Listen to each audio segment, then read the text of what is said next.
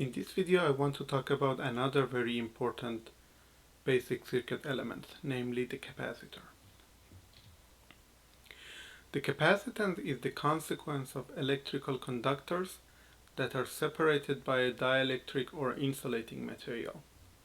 So because of this concept, the symbol for the capacitor is actually two separated conductors.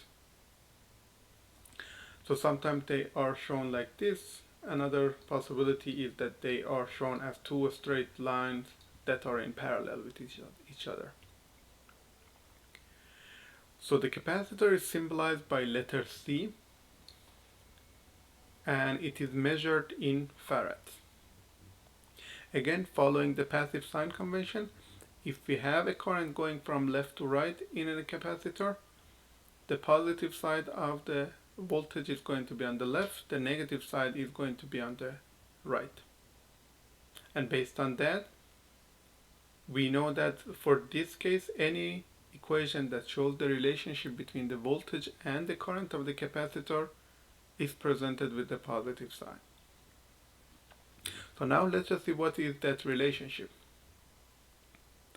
Considering the passive sign convention, the terminal behavior of a capacitor can be shown by the following equation.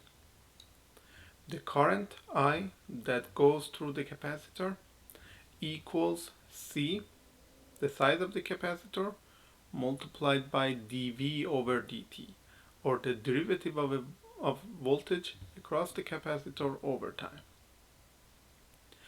So as you can see, in this equation we have the current, which is measured in amperes. We have C, or the size of the capacitor, which is measured in farads. We have V, or the voltage across the capacitor, which is measured in volts. And finally we have T, which is measured in seconds. So similar to the inductors that I have talked about in a previous video, in capacitors also we have a differential relationship or a derivative based relationship between the current and voltage. For the inductor, if you remember, it was for the inductor it was V equals L di over dt. So basically the voltage was dependent on the rate of change of current over time. For the capacitor, it's the other way around. The current is proportional to the rate of change of the voltage over time. So based on this equation, we have some observations. The first observation is that if the voltage across the terminals of a capacitor is constant, that means that the capacitor's current is going to be zero. So here, if we have a constant voltage, we know that the derivative of a constant value with respect to time is going to be zero. And that makes the current to be zero. So basically, if we are working with a circuit and we see that the voltage across a capacitor is constant, not necessarily zero, but constant, that capacitor is acting as an open circuit. So basically it looks as if there is no element between these two terminals.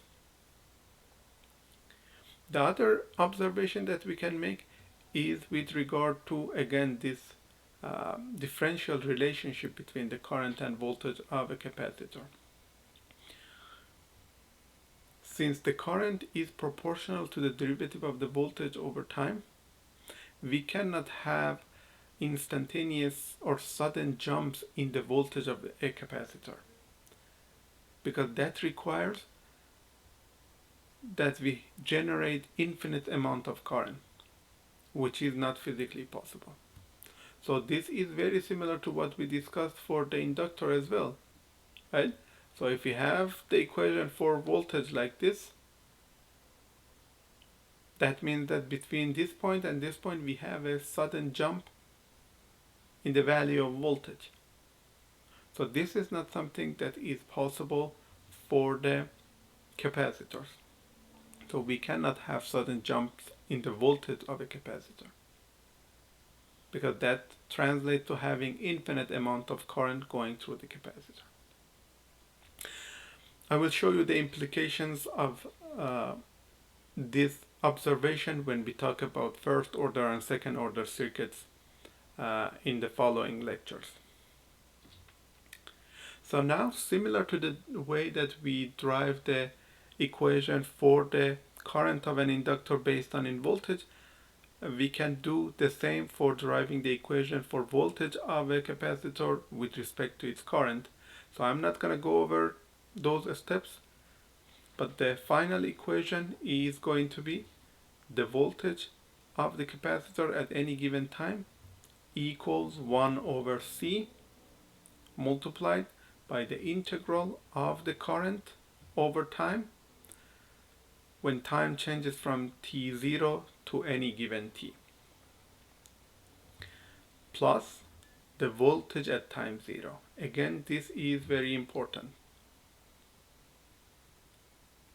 So for resistors, the relationship was V equals Ri, or you can just write in V at any given time was R multiplied by the current at any given time, right? But with the capacitors as well as inductors, they are able to absorb energy or store energy. In the inductors, that energy is represented as a form of initial current. In the capacitors, that energy is represented in the form of initial voltage. So because they are able to store energy and then at some time during the analysis they give back the energy to the circuit, this is going to be very important. So you always need to take this into account. Of course, there are cases that we don't have any initial voltages for capacitors. So when we get to those cases, this is basically 0. As for the power, we know that the general equation for the power of any circuit element is its voltage multiplied by its current. So based on this equation, the equation for the power of a capacitor is going to be CV multiplied by dV over dt. And as you can see here, the power of a capacitor is also proportional to the rate of change of voltage over time. As for the energy, again following similar steps that we did with the inductors, we can come up with this very simple equation that energy in a capacitor equals 1 over 2 multiplied by its size, measured in farads, represented by C, multiplied by its voltage squared. So to summarize, capacitance is as a result of electrical plates being separated by an insulator. That causes the capacitor to be able to store electrical energy. So following the passive sign convention, if we have a current going from left to right in this configuration, we have a positive side sign for the voltage on the left and a negative sign on the right. Based on this, we have the equation for the current of a capacitor, which is equal C multiplied by the derivative of the voltage of the capacitor over time, or with respect to time. Based on this, the equation for the voltage of the capacitor is 1 over C multiplied by the integral of the current over time for time changing from t0 to any given time, plus the voltage at time t0. For the equation for the power of the capacitor, P equals CV, the derivative of voltage over time. And for the energy, we can use the equation for power, do some intermediate steps, and then come up with this simplified equation that the energy of a capacitor equals 1 over 2 multiplied by the size of the capacitor multiplied by its voltage squared. So in this video, you got introduced to the concept of capacitance. We derived the equations for the voltage and current of any capacitor, and also we derive the equation for the power and energy of a capacitor.